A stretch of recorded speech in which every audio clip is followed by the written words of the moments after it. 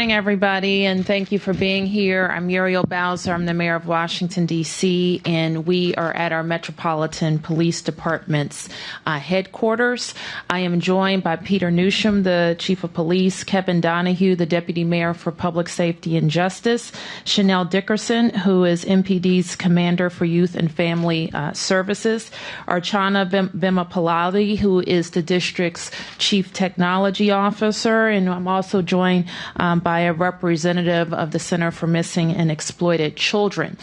Today we are here to talk to you about how MPD is using a technology to help solve crimes in the District of Columbia, and we're specifically going to talk about our use of social media to bring awareness to missing children. Today we're here to send the clear message that we will continue to use every resource available to us to protect our city's most vulnerable residents. Earlier this month, more than 90 residents, businesses, and community leaders and D.C. government employees, for example, came together to participate in a hackathon hosted by MPD and the CTO to discuss how we can better leverage technology to make our neighborhoods safer, stronger, and smarter. From the event, we gathered very valuable insights on how we can better use technology. As participants strategized about new ways to use technology, they also commended MPD's community policing practices and recognized that some interactions with officers are too critical to replace with technology. So I know that Chief Newsham is going to talk to you in a few minutes about how we continue to build trust in our community, but continue to use innovative technologies and strategies to elicit the support of the community. But most important, one of the most important tools that we've relied on is social media to address a number of missing persons cases. We, me, like all of you, had a level of concern over the number of missing persons alerts that MPD has recently sent. And many of those alerts specifically relate to missing young people, children and teens.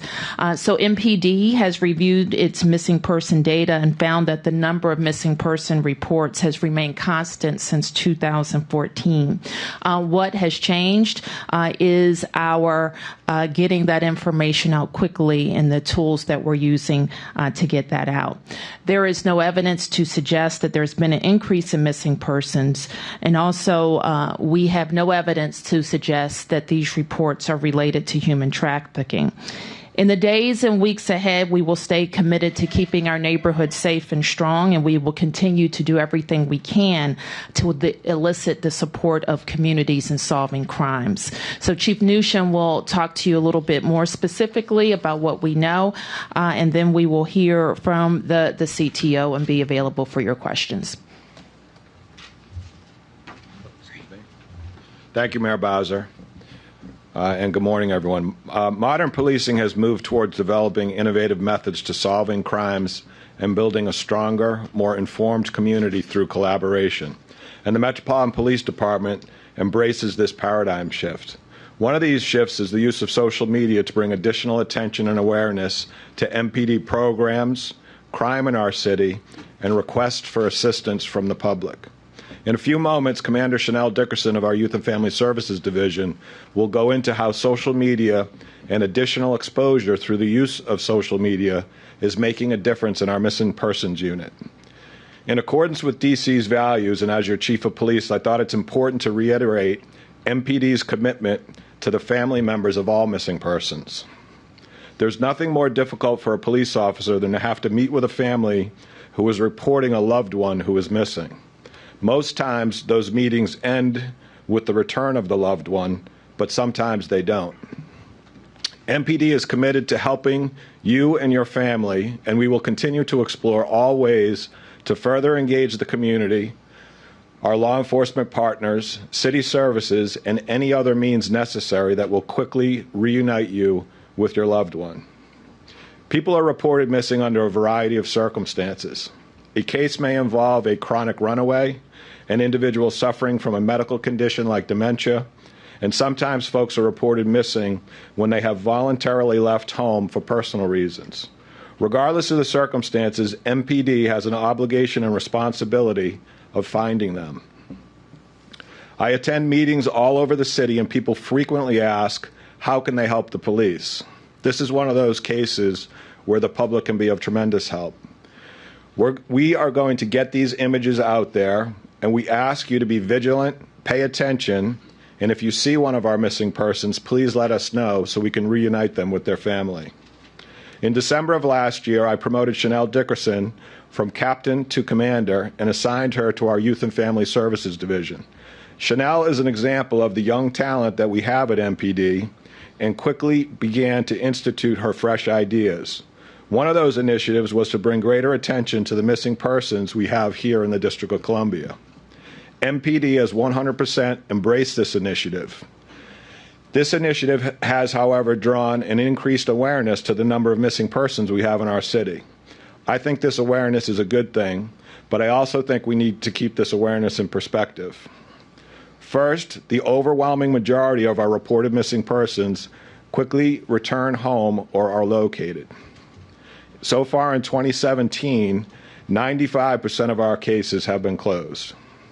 In 2016, we had almost 1,000 fewer reports of missing persons than we had in 2012.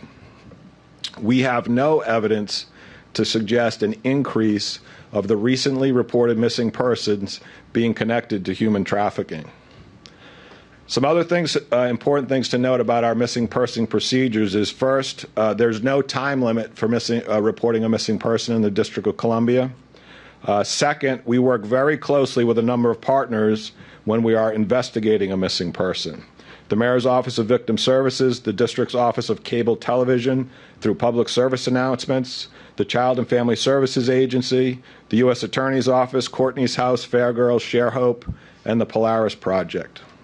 Lastly, and I think most importantly, whenever there is an indication of foul play surrounding a missing person case, regardless of the person's age, MPD immediately establishes a command post and utilizes any and all necessary resources to locate that missing person as quickly as possible.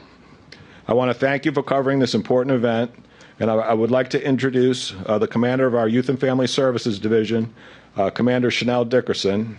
Commander Dickerson will be providing some more detailed statistics surrounding our missing persons, and we will be adding this information to our website following the press conference. So, Chanel. Thank you, Chief. Good morning. I am Chanel Dickerson, the commander of the Youth and Family Services Division, which oversees our missing person unit. Let me first reassure you, we have no indication to believe that young girls in the district are being preyed upon by human traffickers in large numbers. The number of reported missing persons is not going up. Over the past 5 years since 2012, parents or guardians have reported almost 200 juveniles missing per month. So far in 2017, about 190 have been reported missing per month. From 2012 to 2016, over 99% of all missing person cases have been closed. 16 out of 19,000 cases remain open. The overwhelming majority are closed because most of the people reported missing in D.C., whether juvenile or adult, have decided not to check in at home, at work, or school for voluntary reasons. This year, we received 708 missing persons reports, of which 674 have been closed and 34 remains open. We have no reason to believe that 34 open cases are in any way related, or have evidence to suggest that 34 are all victims of human trafficking. But since taking over the missing person unit in December of 2016, I have made it a priority to give the same level of attention to each and every case. Part of that strategy has been to increase the amount of exposure these cases receive through social media and press releases. We all recognize that when someone is missing, there's a risk that they're in danger or need our help. Juveniles or other missing persons may be at risk of victimization or may be in need of vital medication. That is why we're working hard to reunite all our missing persons with their families. This initiative has generated additional tips and helped many of our city's missing persons return home. For example, officers have encountered missing juveniles through their regular patrol and quickly recognized them as missing persons because of our social media posts. We have received numerous calls from hospital staff, security officers, and other DC government agency employees who has recognized a missing person while at work, and we were able to quickly reunite them with their family members. So I urge the public to join us in locating all of our missing persons. They could be your family member. For the last 5 years, MPD closed over 99% of these cases. This year, I would like for it to be 100. If we have one missing person case open in the District of Columbia, that is one case too many. In closing, it is heartbreaking to see the number of our young people in our city who leave home because they believe there are no other alternatives. I want to let them know that they're valuable assets to our community, and we have not counted them out, nor have written them off. We're here to help. Thank you. I would also like to recognize that we've been joined by the Ward 8 Councilmember Trayon White and the Deputy Mayor for Public Safety and Justice, if I didn't do that earlier. And you heard from the Commander how important we think it is to use social media to communicate our messages and to help solve crimes. The Metropolitan Police Department has also embraced using Periscope for the various briefings that they provide to the public, Facebook and Facebook Live also to communicate to the public. And the chief mentioned we use our Office of Cable Television, our Channel 16 or Channel 13 to also communicate. Most recently, we have done public safety announcements around unsolved homicides. And now I'm going to invite our CTO to come to the podium to talk about other aspects of innovation that we're using for public safety. Thank you, Mayor Bowser. My name is Archana Vemulapalli. I'm the Chief Technology Officer for DC. For a city to be safer and stronger, it's really important that it needs to be smarter in its use of technology. And this is where the city agencies have come together to really recognize how we can leverage technology better to deliver a safer and stronger environment across the board.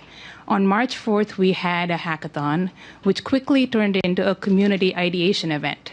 And we had 90-plus residents come in, and we talked to them about 3 different things. We talked to them about what they cared about when it came to a safer and stronger city, how they wanted technology used, and then we also introduced a crime map that we've been developing. For those of you that are already aware of the current crime map, it was built in 2006. And so for those of you that have used it, you recognize that it was built for computers back in 2006. People now use phones, they use tablets, they want to know what's happening around them. And so taking that initial feedback into account, we've built a brand new crime map, but we wanted to soft launch it to residents to get a sense of if we were heading in the right direction, to get the right feedback. And so this event was great because we got to introduce the crime map, I think the screenshots of which are up that you can see, to the residents and get their feedback on what they liked about it, what it meant to them, and how that information can be useful to them. It's important to know that one of the biggest advantages of this crime map is it gives you a better sense of what's around you, and that's where we focused on. The second thing we did, and which was great in this meeting that we had, we started off with the traditional hackathon approach, but we quickly realized that there are residents that are not necessarily coders or programmers, but actually want to give input into the design of products, into design of technology, that care about privacy. And so we started pulling their feedback in, and we got some excellent feedback on how we need to look at open data, how we need to look at data privacy, how we can look at their concerns about crime or safety or safer streets and pull that into our analysis for tools. So we're now looking at all of that feedback, and we're trying to make sure that all the data that we collect is not just put out there, but is put out there in a usable way so that residents can consume it well. Thank you very much. Thank you. Okay, so we're happy to take some questions. Yes, sir. we understand that there's not a large jump in the number of missing people, but I think a lot of people are surprised by the number of missing people that there are. Can someone give us a sense of how many runaways or missing people there are on a daily or monthly basis? Well, I think the commander spoke to you about the trends that we saw per month, and I can ask the commander to come up, and Chief, or to reiterate those numbers by month. Yeah, what we're going to do, Neil, is we're going to put this on the website so you can take a look at it, and this will show you all the numbers. The numbers, for a city this size, I don't know how we compare to other cities, but if you want to know, the number of reported juveniles that were missing so far this year was 462. And that was a total reported cases that we've had in 2017 so far was 708. And like I indicated earlier, 95% of those folks have been located, and that's generally how it goes in the District of Columbia. We can have people reported missing just about any day of the week, so our number will go up and down based on us finding them and locating them. So it's not unusual to have a number of about 30 that are still outstanding missing.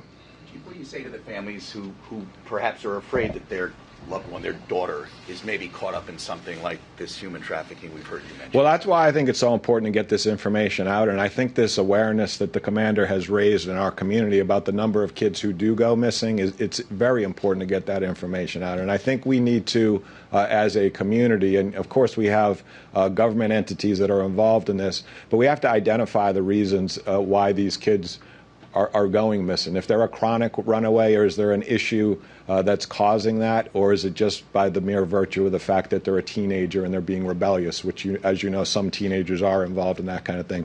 So I think it's really important to kind of get to the bottom of that and to make sure that there isn't a tie into human trafficking. Human trafficking is a serious issue. One of the things I think we have to keep in mind is many of us, when we think about human trafficking, we think about the movie Taken, where somebody is snatched off the street.